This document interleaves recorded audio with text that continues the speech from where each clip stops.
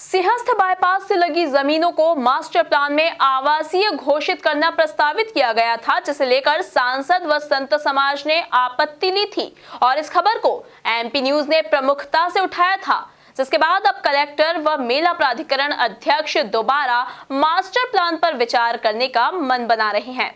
आप भी देखिए इस खास रिपोर्ट में।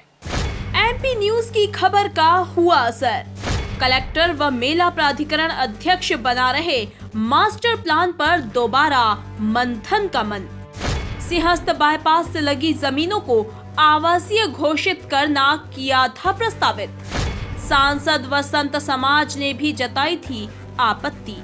सिंहस्थ बाईपास से लगी जमीनों को मास्टर प्लान में आवासीय घोषित करने के प्रस्ताव पर लगी आपत्तियों और एमपी न्यूज द्वारा प्रमुखता से उठाए गए इस मुद्दे के बाद कलेक्टर आशीष सिंह व मेला प्राधिकरण अध्यक्ष माखन सिंह चौहान हरकत में आए हैं। अब मास्टर प्लान पर दोबारा मंथन का मन बनाया जा रहा है। आपको बता दें कि सिंहस्थ बाईपास से लगी जमीनों को आवासीय घोषित करने के प्रस्ताव पर सांसद व संत समाज ने आपत्ति जताई थी।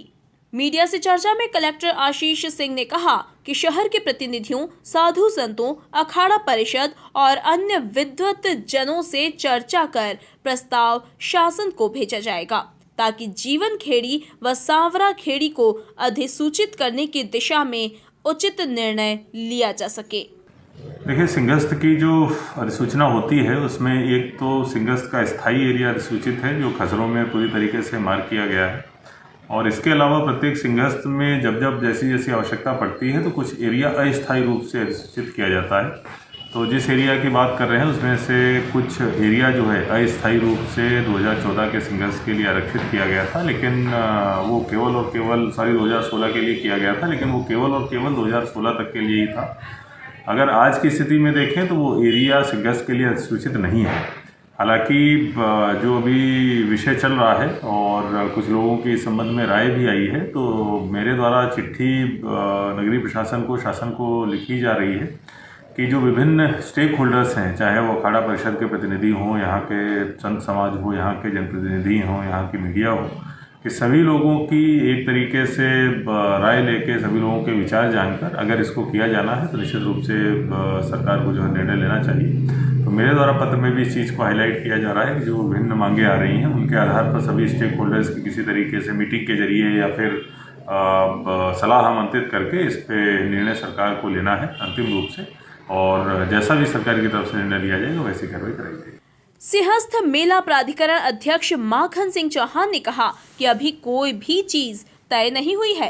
अंतिम रूप देने के पहले इस पर बारीकी से विचार किया जाएगा। सुझावों को ध्यान में रखकर ही जो संभव है उसका प्रयास किया जाएगा। जो है अभी रूपरेखा तैयार हुई है, उसकी रूपरेखा या नजदीक से नहीं होता है, उसको लेकर के जो विभिन्न प्रकार के सुझाव जनता में से आएंगे उन सारे सुझावों का स्वागत किया जाएगा। किंतु दृष्टिकोण व्यवस्था क्या हो सकती है, इसको अंतिम रूप देने के पहले विषय पे विचार करें, बारीकी से हर विषय पे विचार किया जाएगा। इसलिए इसमें कोई यह संकोच की आवश्यकता नहीं कि आज जो हो गया वो अंतिम रूप हो गया। इस मामले में विधायक पारस जैन ने भी स्पष्ट कहा है कि मंगलनाथ से लेकर त्रिवेणी तक का क्षेत्र सिंहस्थ के लिए आरक्षित होना चाहिए। उस जगह की सिंहस्थ में आवश्यकता है।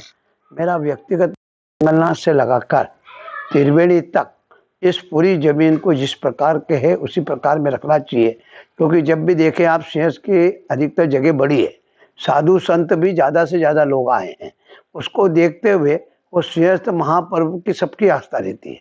किसी ज़माने में सिंहस्थ में लोग कम आते थे, आज दिन पे दिन सिंहस्थ बनते रखे और करीबन जब चलते हैं तो इंदौर, चाहे इंदौर हो या भोपाल, देवास से आगे तक रास्ते जाम हो जाते हैं।